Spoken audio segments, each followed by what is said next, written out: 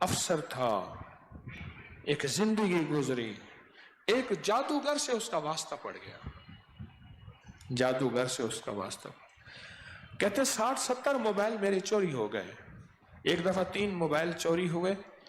کئی دن کے بعد میں نے اس سے فون کیا، اس نے کہا اتنے پیسے بھجوا دو موبائل مل جائیں گے۔ کہنے لگے آج سے 21-22 سال پہلے میں اس کو 5-6 7 ہزار 10 ہزار بھیجنا پڑتا تھا۔ اس نے کہا تمہارا فلاں جگہ گھر میں فلاں کونا ہے، وہاں 3 موبائل لے لو اٹھا کے، اور کہا وہ 3 موبائل مل گئے وہیں سے، ان کی بیٹریاں نکلی ہوئی تھیں، میں نے فٹ کیا، بالکل ٹھیک۔ کہا کہ میرے گھر میں جو بربادی ہوتی تھی اور بربادی ہے، میرا سگا بیٹا اس جادوگر نے اپنا بنا لیا۔ مجھے کہتے ہیں میں جاؤں تو میرا باپ مجھے پھونکے مارتے ہیں، مجھے تکلیف ہوتی ہے، میں بیمار ہو جاتا ہوں، سگے بیٹے سے محروم ہو گیا۔ میں نے کوئی 95 کتنے لاکھ لگائے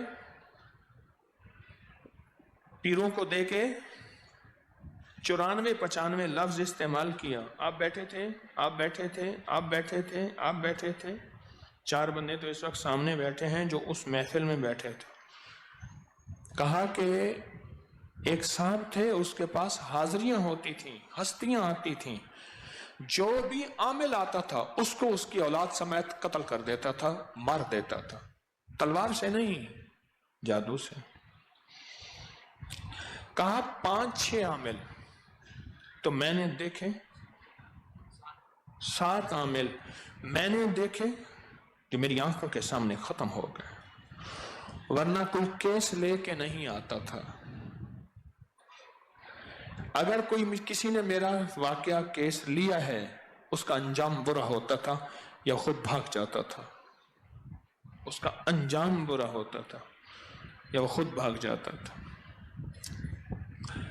اور اپنی جان بچاتا تھا، اپنے بچے بچاتا تھا۔